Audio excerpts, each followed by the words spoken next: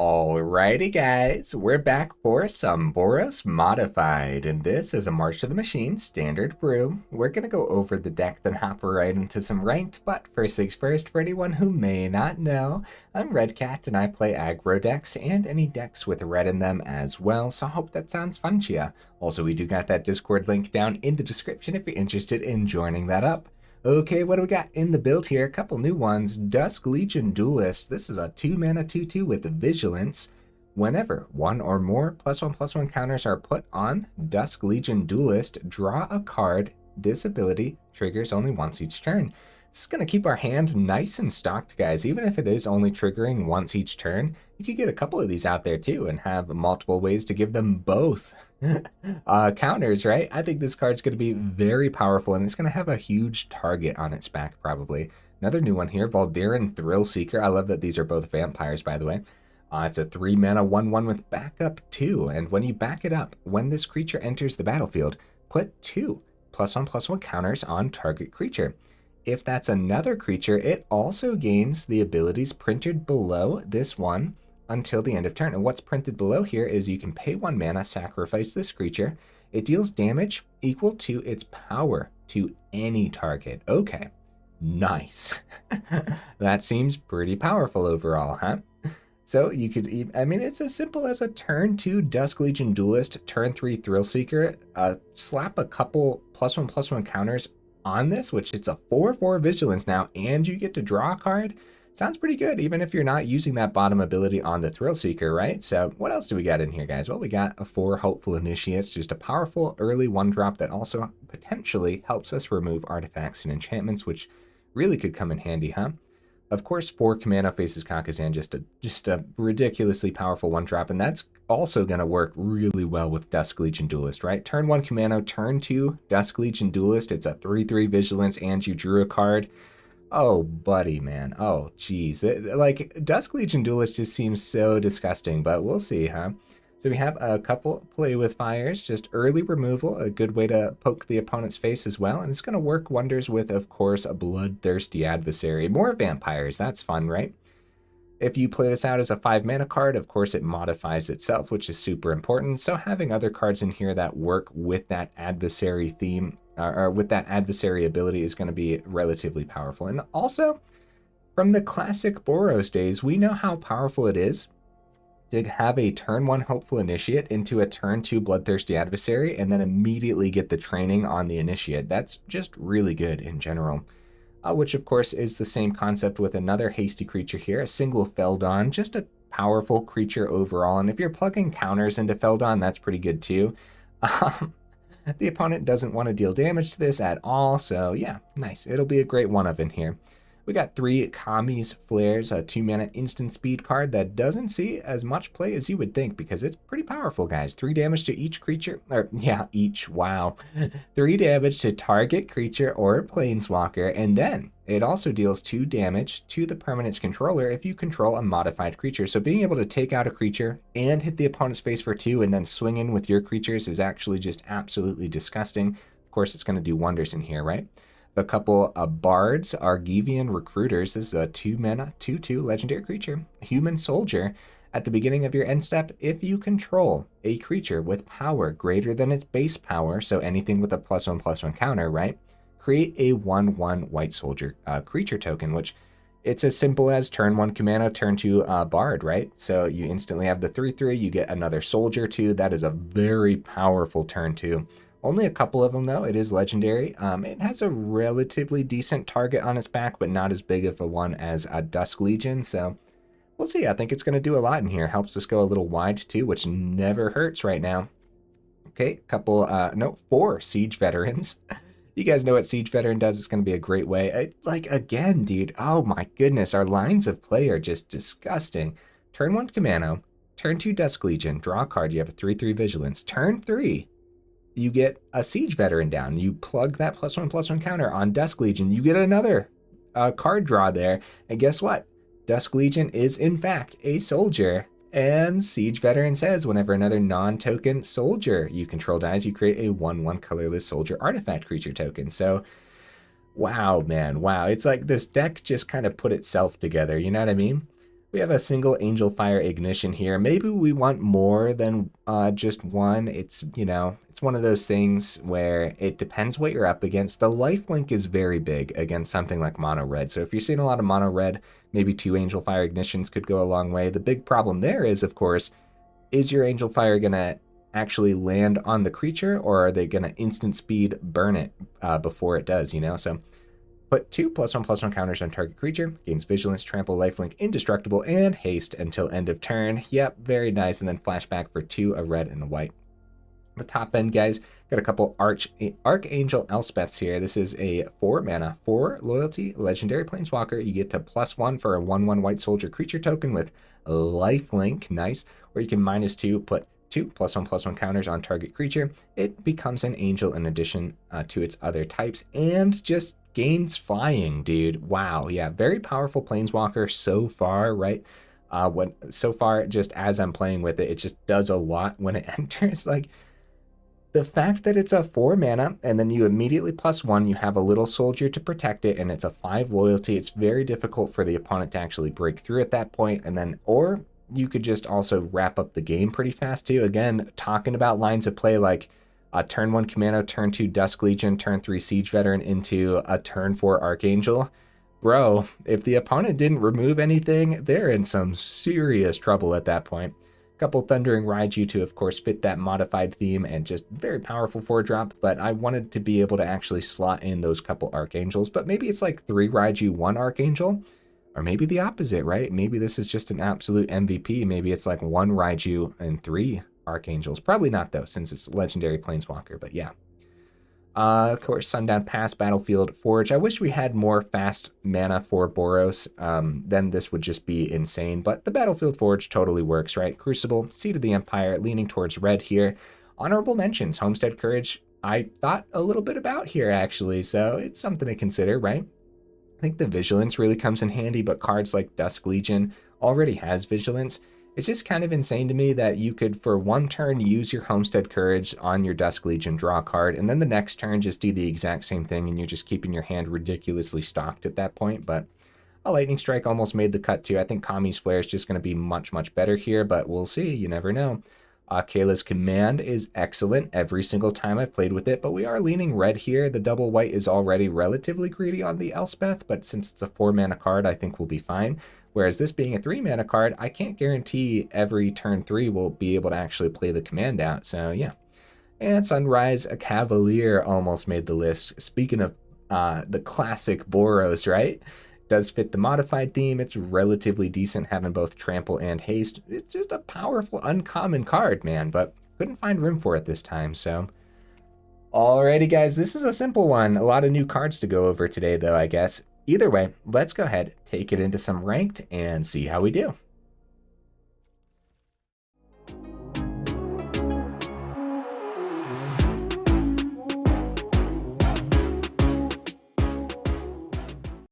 All right, we'll see if we can get right into that first game here. What am I expecting from the list? Oh, man. You know, I shouldn't, but I'm actually expecting a lot. I just, like, the lines of play, like, I kept bringing it up while we were going over the deck. Just the lines of play seem absolutely disgusting in this one, so. All right, we'll give this a shot. We definitely have, what, 10 1-mana cards in here, so it could have been a faster hand, but that's fine. Play with fire? Okay. Well, I'm assuming Bloodthirsty Adversary gets picked up by a cut down here, but you never know. The opponent might not have a cut down. Oh my goodness, the opponent didn't have a cut down. Look at us go, guys. All right, Thrillseeker can come down. Invasion. Oh, nice. Thrillseeker's just gonna buff itself here, and that's fine. Look, a 3/3 is fine, and eventually we can sacrifice it to itself too. Yeah, right now, we don't really know what we're up against. We don't know how good this burn's actually going to be. I wonder if they just hit Thrillseeker with the 4 damage. No, they wanted to flip that. They did 1 to the Thrillseeker. That transforms. Cool. Very cool opponent. All right. Ooh. Woo. What a top deck, dude. Wow. I mean, we do that, right? Do we? Yeah? Do we plus it? Do we minus it? The heck do I do here? Maybe we plus and protect it.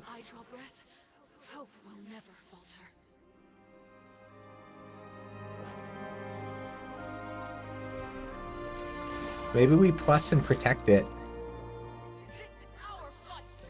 No, maybe not. I don't know. That's a tough decision. So if I would have went 5 in the air, get the swing, we could always go 5 in the air next turn too, and then sacrifice the Thrillseeker to itself. Oh, that's not fun. Oh, wait.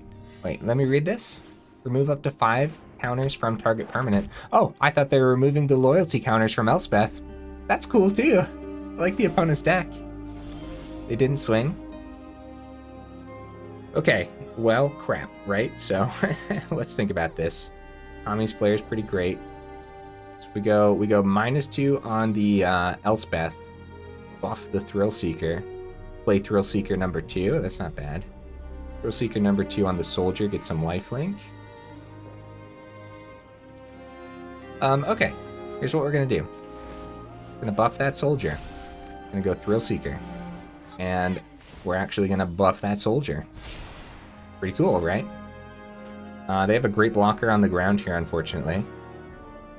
Play with Fire, we probably just end up keeping open. And if they end up trying to take out a Thrillseeker, we'll just sacrifice it, right? Because it doesn't say anything about sorcery speed there.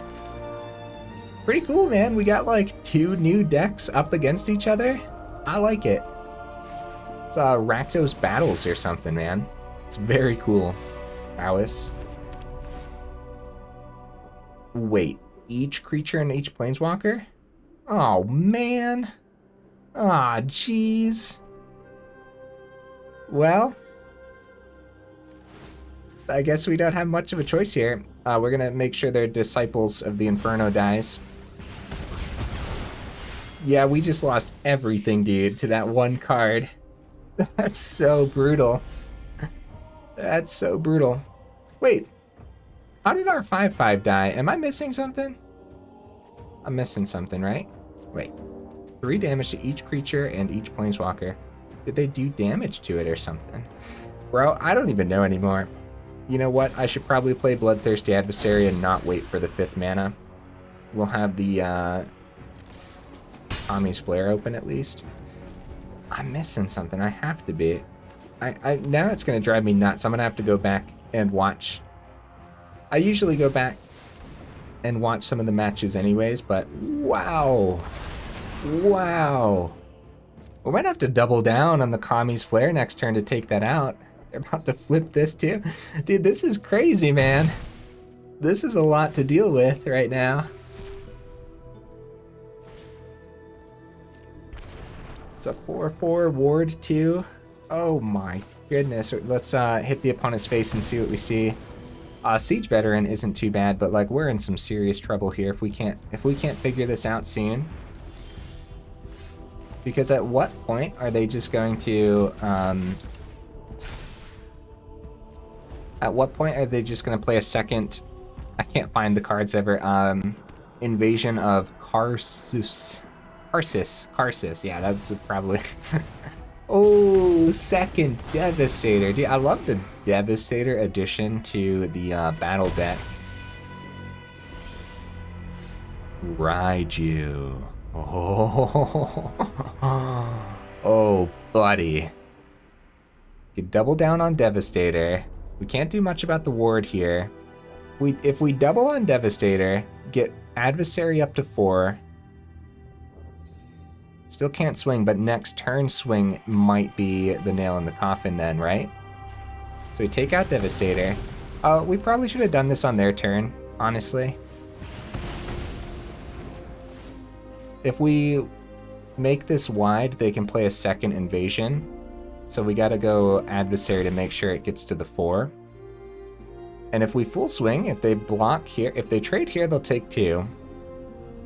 If they block here, they'll take 4 down to 1. Yeah, what the heck, we full swing. I don't know if it would be better to hold back, but either way, getting that damage through now lets Raiju hit the board really strong next turn. Oh, maybe not. Well, they did lose that card. The problem is now if they clean up Siege Veteran, we'd have to get lucky. They'd have to full swing. Gonna keep a blocker back. Raiju might not clean this up if the last card in the opponent's hand is removal. Full swing. We'll just buff the veteran. It's fine. Yeah, GG opponent. If it was removal like cut down or something, then that would have been really bad. They would have had to do it before we put the counter on it, of course, though. And they didn't, so nice. I can't tell if we got lucky or what on earth happened. I still don't know what ended up happening to our soldier token, which I thought was a 5/5. I have to be missing something there, right? That's gonna drive me nuts, man. Let me know in the comments too, even though I probably already went back in the video at this point to check, but yeah. All right. Weird first game. I liked the opponent's deck like a lot. Just rack those battles, man. Very cool. Looked relatively strong too. I feel like our draws were a little bit janky until we saw that Raiju to help us close it up. That was really good. Wow, great hand, dude. If we see some land, we just need like one land, and then we can wait a couple turns. And we have a couple turns to see that land too. So yeah, everything about this is terrific. First off, starting things out with some classic Boros plays. Island. Oh, a defender. It's actually pretty decent, man. I mean, like for this board state, right? They get to block one of these, which is not half bad. All right, let's read this real quick. Tap 3 untapped creatures you control, surveil 1. Okay. Another defender. Cool, cool. We're going up against a defender list, guys. Kami's Flare's a great draw. One plane's open. Gonna be Siege Veteran, right? Get the ball rolling here. On to Adversary. Full swing. Their defenders are gonna die if they block now, so another land off the top would just be a GG, dude. Like, that's just disgusting. If we see a land, right? If not, Thrillseeker's pretty great too. Dude, look at all the defenders. All right, we should just go Raiju. We saw the land. We should just go Raiju. That's so disgusting, dude. Oh my goodness. Oh my goodness. Buff the Siege Veteran. 3 damage to the opponent's face. So Surge Engine into Raiju. Block, block, block, right? But then they're losing so much value. You know what? If they block all here, they could board wipe. I don't know if this is the type of deck that runs board wipe. Oh, wow. They're taking 8 damage, so Kami's Flare has a chance of wrapping up the game then. Probably like this. Let them keep one of the captive weirds, right? I mean, we did lose 2 creatures there. And they only lost 2 creatures too, so the big thing here is... Okay, I thought there was going to be some life gain. So we could just win with the Thrillseeker's ability too. That sounds fun. Let's do that. Let's do that. That's really fun. We could actually just do it. Oh, yeah, GG. Kami's Flare also has the ability of doing the last 2 points of damage as well. Cool, man. Cool. That's kind of what this Boros build was supposed to do, so I'm satisfied. I mean, obviously the opponent was playing some janky defenders, so massive props to them bringing some defenders into ranked, man. So it was a very cool deck, and honestly, if we didn't have as much, like, I don't want to call it burn, but yeah, we kind of had a lot of burn packed in on those turns too. A lot of ways to get the damage across without actually getting to run into their defenders, so... Ooh, opponent goes first here too. Yeah, bad hand, huh?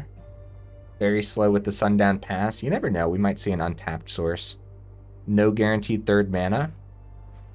I think this is a mulligan. The Fabled Mulligan. Alright, let's see what else we find. Just a very slow... It was too slow. Yeah, let's be real, you know? Alright. I think Battlefield Forge is fine to send here. I think that's completely fine. Hopefully we draw a turn 2 creature. We have a ton packed in, so... Yeah, there we go. Alright, Mountain, Kumano. Come on, Dusk Legion. I was hyping this card up while going over the deck, so we'll see if it's as powerful as I think it is. Just keep spot removal open, probably. You never know, they might drop a Tenacious Underdog. If it's like... Yeah, Tenacious Underdog, okay. Ooh, that's a good one too. But it's going to be Dusk Legion Duelist for sure. Get the draw immediately. Cool. Siege Veteran. Oh my goodness, man. Oh my goodness. I'm glad we mulliganed right now. Kumano's going to flip. No blocks. If you want to use your spot removal, you can use your spot removal. Sleeper. Okay, cool. Sundown Pass. I mean, now we have the mana for the Raiju, too. Wow. Overall, right now especially, the deck is drawing really well. Siege Veteran can come down, buff Etching to get the swing, but if we buff Legion, we get the draw, which is probably just better, especially since... And we want it to be Veteran, too, because there's a good chance that they just have spot removal eventually for the Dusk Legion. This keeps our hand stocked. Must be a cut down, but they would have wanted to kill...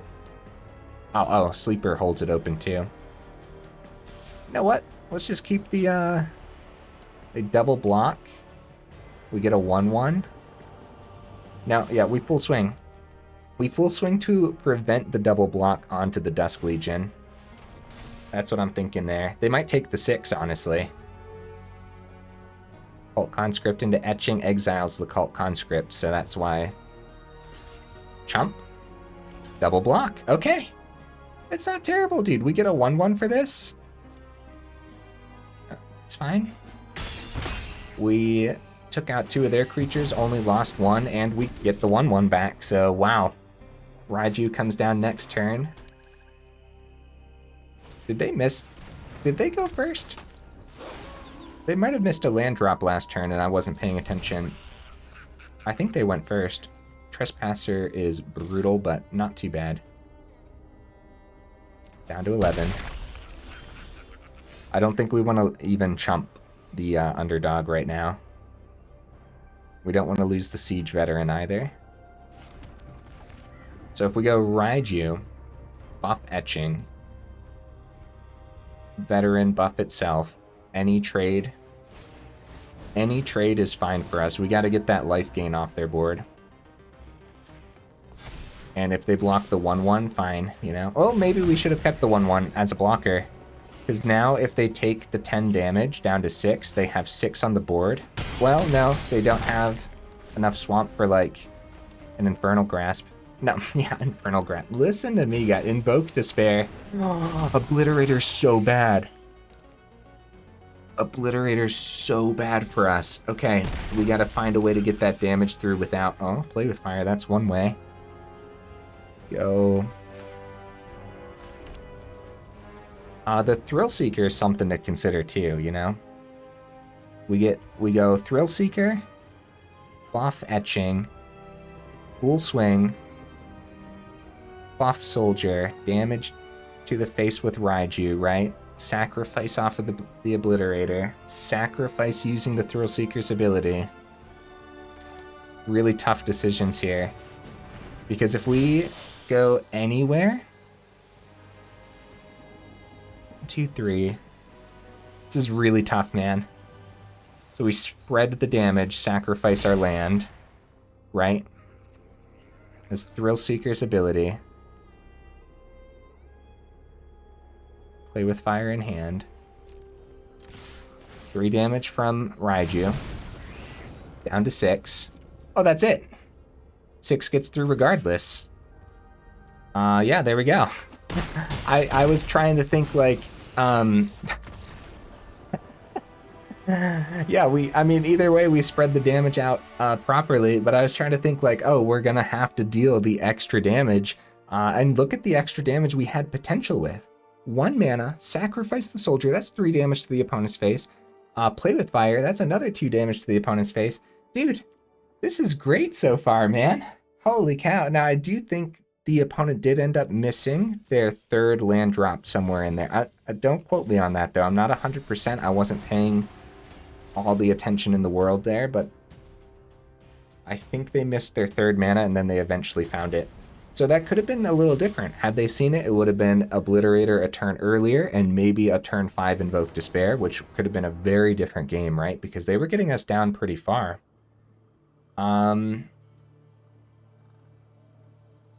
Okay. The problem here is we go first, and I'm not convinced by this hand for going first.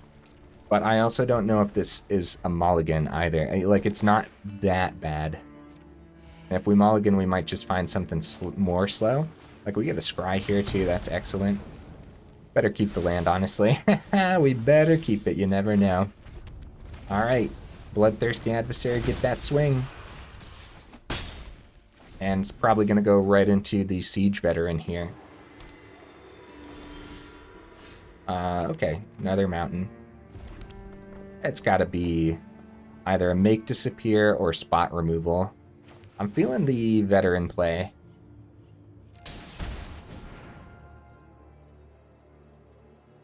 Not a make disappear, so probably spot removal then. Yep, Fateful Absence. Not terrible. Like, we do get the clue at least. Get to swing here. So up against some control, like, we had a slow enough hand to definitely... Oh, then it comes down. Huh. Dennick's a problem. It's got that life gain and everything. Is this control? This might be something completely different, and I'm not really sure what it is. So Thrillseeker's great. We still get a good swing then. We could always use the Thrillseeker's ability too if we wanted to get an additional 4 through. But honestly, like, Dusk Legion and second Bloodthirsty's fine as well. I think we're actually just going to hold the Crucible in hand and get a 4 swing here. How do you guys feel about that? If we play Crucible, like I said, we could sacrifice the adversary for an additional 4 damage this turn. But that doesn't seem like it's the right play either. The only thing that would be good for is if they ended up having a board wipe for next turn, which they might honestly not want to do here, so... if we could have went a little wide, go Duelist and the second adversary, but the Dennick blocks adversary so well. Back up to 13. We're in trouble, guys. We're in some serious trouble here.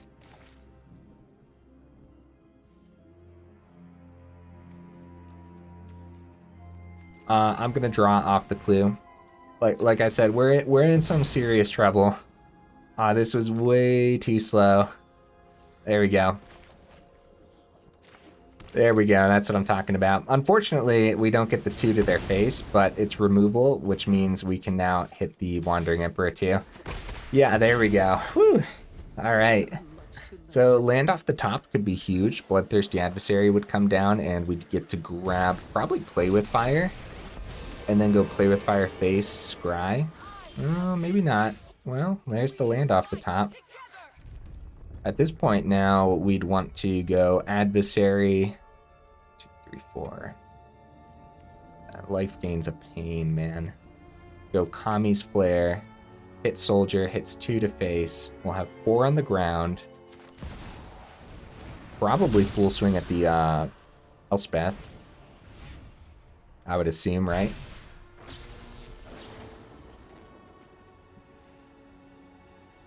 We go 2. I guess it's creature, right? I guess. If we go to face, they just continue to +1, or even worse, buff a creature beyond our burn. That's so tough, dude. That's a tough decision. Oh, Archangel Elspeth slotting into a bunch of different builds here. Sunfall, no! First board wipe from the opponent, and we are now in some serious trouble. If we weren't in trouble already, then now we're in serious trouble, man. Alright, play with fire. Hit the soldier. Like, they still have a couple cards in hand, too. The big thing is, are they going to have more board wipes, and are we going to be able to draw off the Dusk Legion Duelist? Denick, yep, nice. More burn off the top could be huge for the Denick. Back up to 12. More creatures. A trade here isn't too bad. The problem is they have the Incubator token open too. And we won't get the 1/1 off the Bard. We just go all out, man. I don't think we play around a board wipe now. If they have the second board wipe, it's theirs. And if we don't play out all of our creatures, it's also going to be theirs. I think that's the thought process here, right? Because if we hold anything back, because they're still at 12, guys. So, yeah, like Raiju off the top could be huge. Anything like that.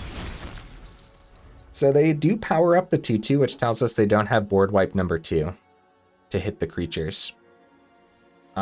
So anything off the top that gives counters to draw with the Dusk Legion. The land, that's not good. It's not good, guys. We were drawing really well there for a while, though, so we can't complain too much. This is a lot of land, though. Maybe we need to talk about going down a land? Maybe not, maybe not. So far, the deck has been wonderful so far. Any swings here could mean a second Wandering Emperor, too. Guys, it's rough, but we have to go no attacks. At least we're getting something from the Recruiter, right? We get another 1/1. Memory Deluge. They're going to find whatever they need here for sure. Aw, man. I'll tell you what, though. Even if we found a Raiju, it still could have been the second Wandering Emperor from the opponent. And we still would have been in just as much trouble. Where their blockers are terrific regardless. Oh, nice. Swing with Denick, probably. They have enough chump blockers and they're still at 12. They still have 4 mana if it is a Wandering Emperor. This is looking great for the opponent. Some blue-white control. Rocking the Denick is actually pretty scary, man. This card kind of held us up there for a couple turns. The fact that it was able to come back. Wow. Wow, dude. Just like the Raiju's so good. They might have a Syncopate for 3, so I'm going to play the Sundown Pass here. You never know when the Syncopate's going to show up, guys. Yeah, well, it's like I said. We're going to be super dead. So now it's the full... Like, we needed the Raiju last turn, but because now they have even more chump blockers here, too. Dusk Legion. Oh, Feldon. Wow, yeah, no, that... See, that would have been something we could have played this turn, then. Wandering Emperor, pick up Raiju, right? Oh, it's not a Wandering Emperor. Elspeth Smite. Block the 1/1s probably. Trade. 1/1, take 6 down to 4. This is still looking great for the opponent. Elspeth Smite deals 3 damage to target attacking or blocking creature. If that creature would die this turn, exile it instead. Pretty solid, man. That's pretty solid. We keep Feldon in hand in case they do find that board wipe. It's a good surprise next turn, and we have enough of everything else on the board here. Gonna get a 3/3. Raiju survived for the turn, which is good news. It makes sense that they'd want to get rid of the Dusk Legion. Has a huge target on his back because they don't want us stacking our hand, you know? They flipped that first, which means, again, I don't think they have a board wipe here, guys.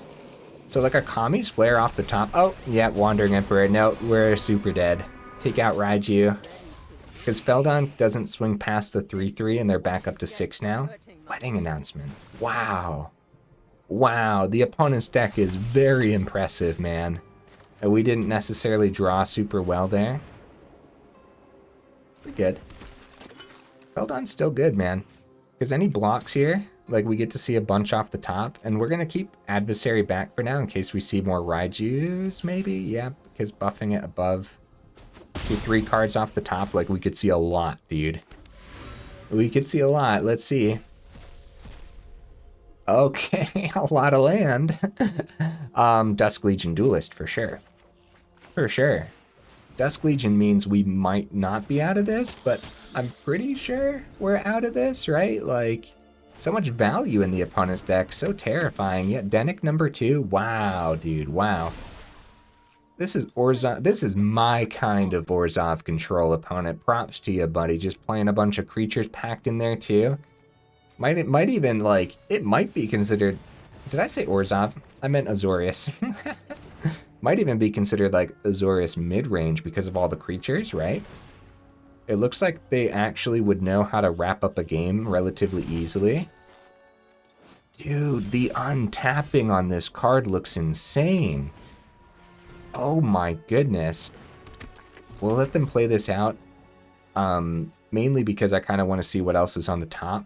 At any point, if they stop gaining life, I guess they have the life link on Dennick too, though. How much life did they gain? They had 2 Wandering Emperors. They gained 2 off the first one, right? 2 off the second one. That's 4 life. They gained life off the lifelink on the Archangel Elspeth, right? I think so. Could double block Dennick. They're going to untap it all anyways. Yeah, we're just going to take it. So they're back up to 10.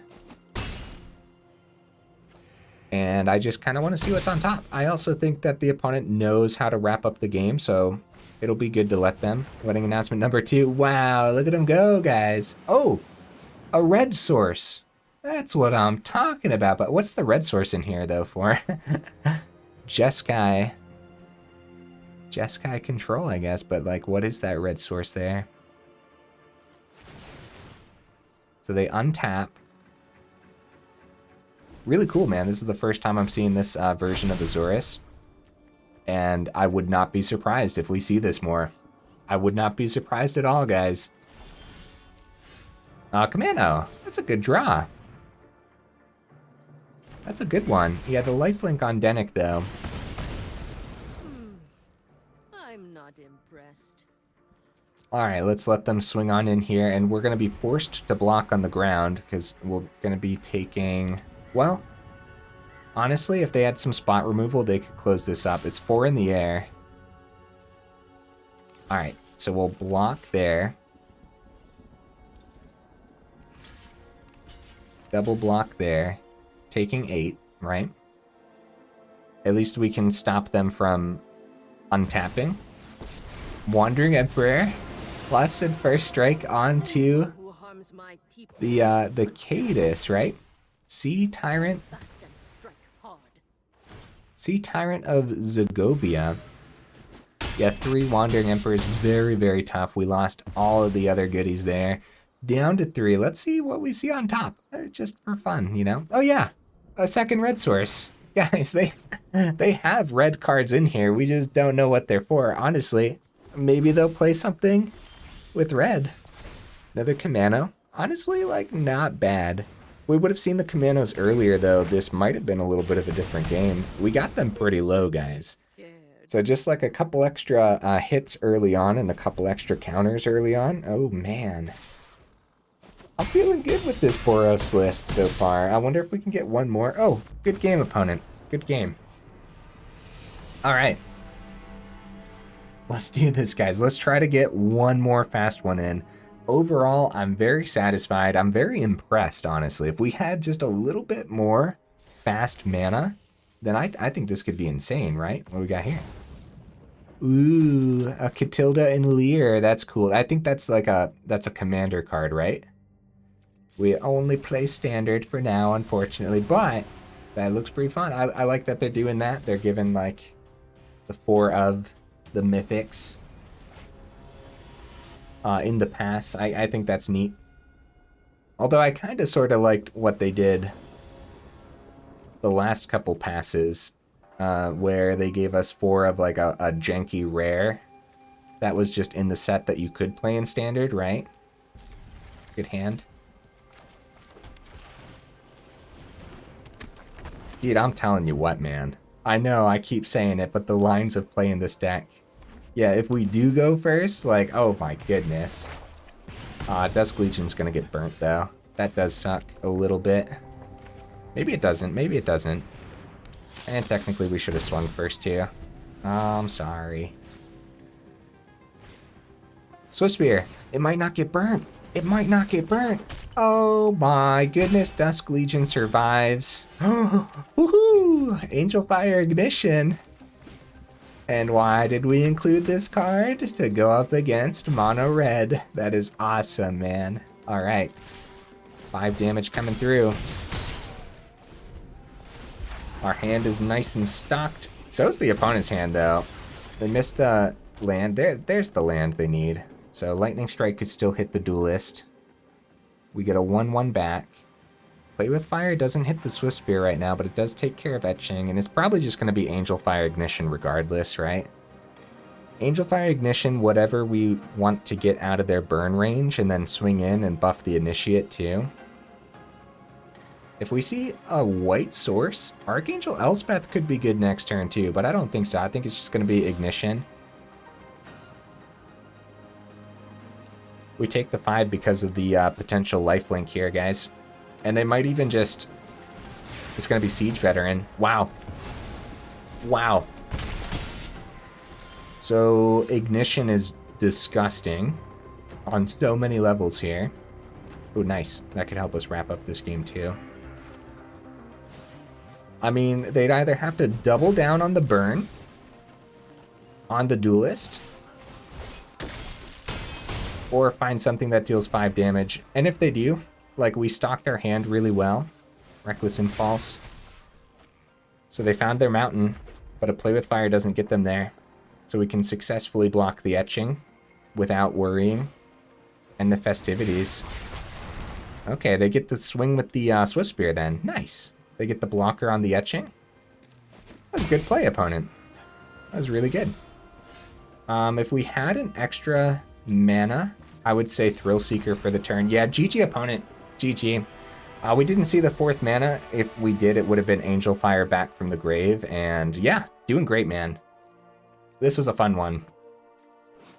This is a reason why not to drop a land too, right? Because that 4th mana is going to come in handy very often, even if it's just playing a 1-drop and a 3-drop on the same turn. You know what I mean? Nice. Got all the quests done for the day. Let's go. Getting a bunch of stuff, a bunch of goodies. Let's crack a pack at the end here. Let's see what we got. I'm curious. What do we got? Ooh, my first one. Look at it. Oh, so pretty. Invasion of Alara. The first day the set released, we went up against an Invasion of Alara build, and it was very scary. It was rocking Atraxa as well. That'll be a fun one to build around. Maybe once I get 1 or 2 more, or, I mean, we could always craft it too, if we think it's going to be fun enough, right? Guys, here's the deck list again. I'm satisfied. I don't know how much I would change. If I would change anything, more testing's required for sure. 23 land was perfect. I would not drop down to 22. Seeing that 4th mana, like I just said, is going to be very important. The double Raijus might not be enough, but dropping an Elspeth, going up a 3rd Raiju, like that's possible. You might want to do that, but the Elspeth value and the flying is going to help you wrap up just as many games as the Raiju's extra damage is going to wrap up too. So I don't know. I like the even split between Raiju and Elspeth. I do. If you find yourself, I guess it depends what you're up against, right? If you find yourself in the predicament where the opponent is just always chumping everything all the time, then the flying is going to come in handy more often than the burn on Raiju, probably. Right? It also lets you fly over cards like Obliterator and Sheoldred too, where Raiju would just have to swing right into it. Again, I like the even split, yeah. We saw there, if you're seeing a lot of mono red, Angelfire Ignition is a great addition that really could help you wrap up games, man. Having a 5/5 Duelist, like we were stocking our hand. It had lifelink there too. The vigilance is insane. If you're going up against a lot of mono red, I could easily see going up the 2nd Angelfire Ignition without too much worry. At that point, I'd probably drop a Thrillseeker. Thrillseeker is really cool, and it works really well with a lot of different things in, like everything in here actually.